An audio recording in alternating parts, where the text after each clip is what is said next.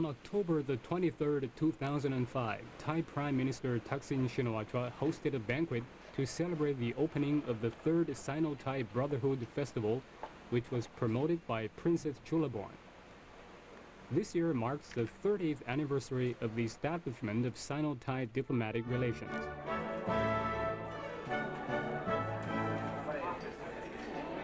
In view of the importance of the occasion, the Chinese government sent a large delegation consisting of nearly 100 performers to take part in the festival.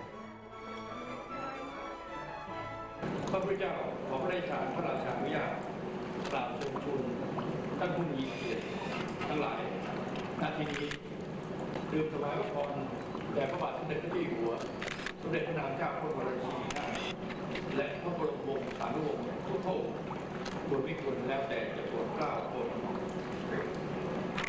ทรงพระเจริญ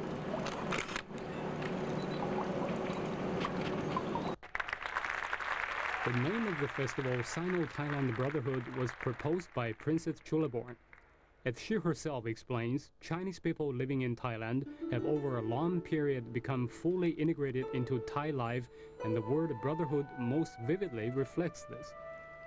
The first Sino-Thai Brotherhood Festival was held in Thailand on August 5, 2001. In their scale and influence, the shows were unprecedented in the history of Sino-Thai cultural exchange. The second festival was held in China in August 2002. The performance was broadcast live on Thai TV and was watched by an audience of tens of millions.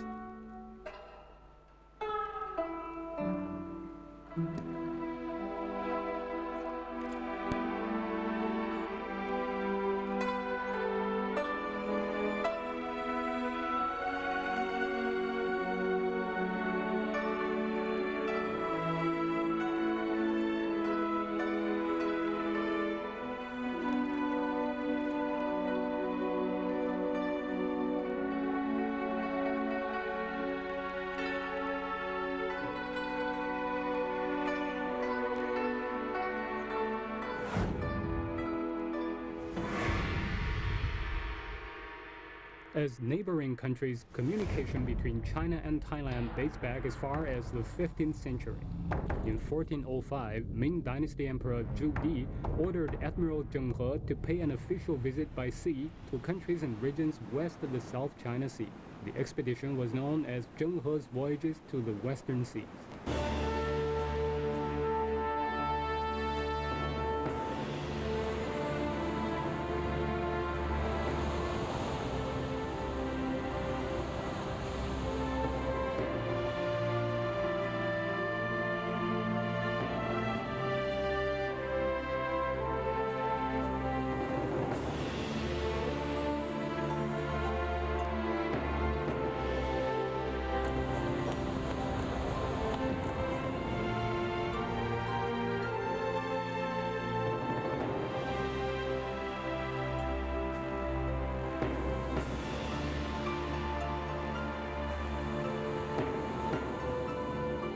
According to historical records in Thailand, Zheng He reached Siam in 1407 and again in 1409.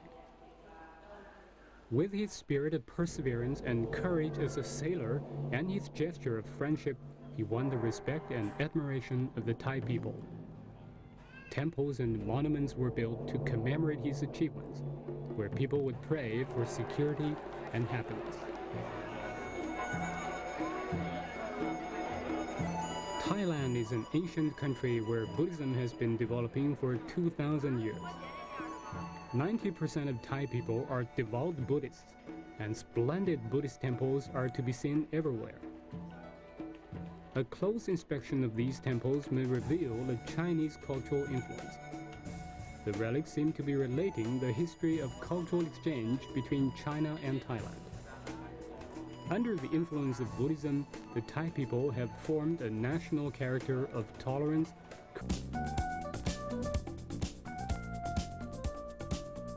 When I saw this guzheng, I thought that this is most beautiful instrument I ever seen. And I want to hear how it sounds. So I hire students from the Academy of Shanghai to play for me. She played not difficult song, but I like the sound of the guzheng. It's very gentle and melodious. 完了，回到泰国之后呢，他就要求这个中国政府，他就入驻这个泰国大使馆，能不能给他介绍一位古筝专业老师？就这样呢，我就成了那个公主的这个古筝指导老师。Princess Chulaborn is the youngest daughter of King Bhumibol. She has received 13 years of formal training on the piano. She's also enchanted by the guzheng, characteristic of Oriental sensitivity and reserve.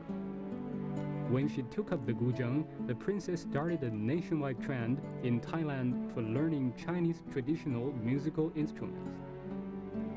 一般来讲，就是学古筝呢，他学到那个按滑音的时候，就是因为古筝是50音阶嘛，遇到发呀、提都要用左手把那个弦压高，所以我们在专业上我们叫按滑音，都觉得比较难，因为它那个弦儿呢比较硬，你要压下去的时候呢，左手它会很疼。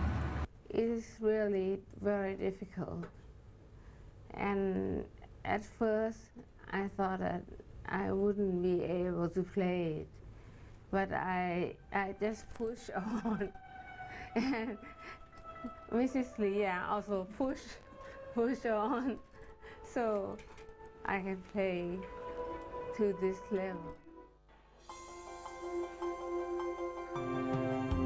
从哪里来啊？来自北京，我们是中国歌剧舞院的，很高兴到那个泰国清迈来参观。我从上海来，同时来演出。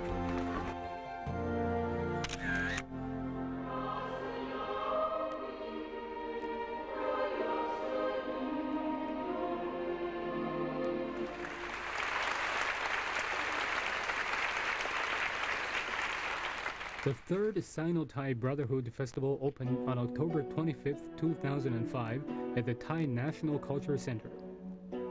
The show began with a performance on the guzheng by Princess Chulaborn.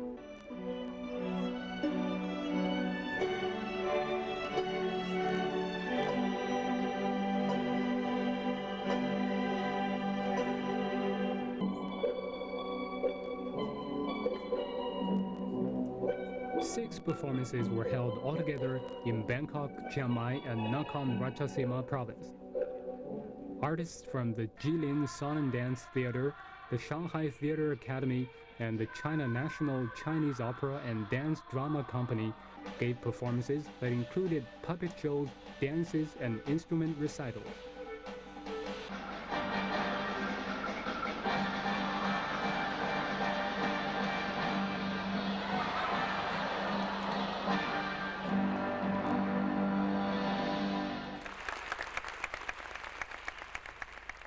“文化它又是一个载体，通过文化艺术的交流，可以使世界各国人民，也包括泰国人民了，更多的了解今天的中国，了解今天中国人的面貌、状态。”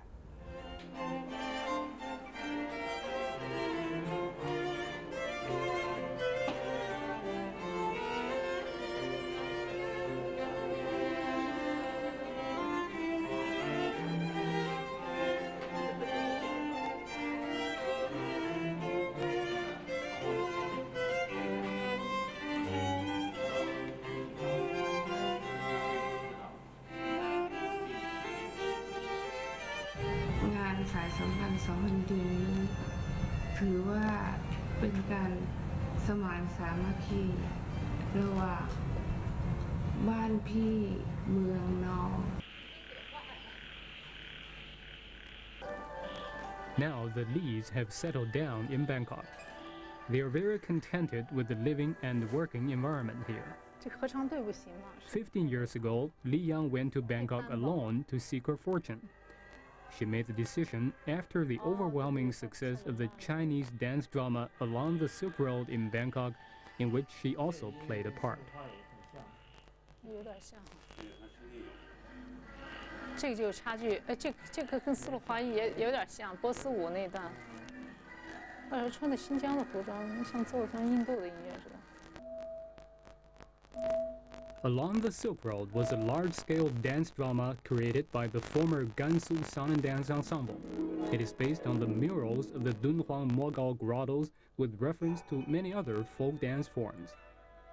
Along the Silk Road was first staged in 1979 and has been performed 940 times to date. Husband and wife Li Hui and Li Yang both used to play in the drama. 那时候你看看那个演阴阳那个角儿，那个何艳云啊，那时候还很年轻啊。对。现在你看，也都快50岁的人了。那时候还印象很深，那时候是20几岁，正是这个风华正茂的时候。你看看，啊，反正总觉得就是说，进了丝路花以后开了眼界，这个眼界真的是通过出国，出国带来的。 到了国外，大家都想折腾嘛，都想干嘛，就像当年丝路花语一样的，这么多出了这么多国，那把大家给出国心给出野了。那到了国外，就好像要拼出一番天地出来。一开始的时候，肯定的要经过一个比较艰难的创业过程，这个是没有办法回避的。但是呢，我的这个路程还算是比较顺利。 也就是刚到泰国的第1年的时候呢，那也没有办法，为了生存嘛，所以就到酒店里去办宴啊。就泰国的这些个大的5星级的酒店，我看我可能都已经基本上都办完了。这是一个。第二就是当时因为知道中国乐器的人特别少，根本不知道古筝是什么东西，所以大家也不知道为什么要学它。所以呢，我当时主要的这个经济收入是教中文。我们这一代人嘛，你想这个。 现在说起来40来岁，那时候也就30多岁，吃了点苦啊。这一代人对待这么一个概念，好像没有惧怕的感觉。但是等到那一天我进入工厂了以后，我看着那个40多台吹塑机的时候，懂得吹塑机吧？吹塑机那个概念就是过去我们那个咱们国内出现的那个瓶子，塑料瓶子洗头发的那种瓶子，那都是塑料机吹的，啊，到那儿一个看着那个隆隆响那机器，傻眼了。 那个傻眼的概念不是说怕吃那种苦，就是那种感觉，就是说跟自己的音乐啊那种感觉好像隔得很远，隔得很陌生那种感觉。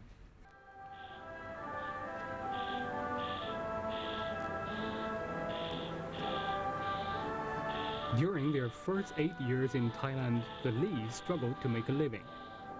There was hardly any room at all for their music. During those 8 years, they witnessed Chinese culture and arts becoming popular in Thailand.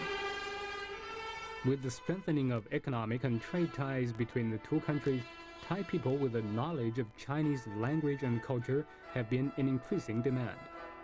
Activities such as the Sino-Thai Brotherhood Festival and the example of learning the guzheng set by Princess Chulaborn have served to enhance the influence of Chinese culture in Thailand. The Lees have now set up their own school for teaching Thai people to play the guzheng. “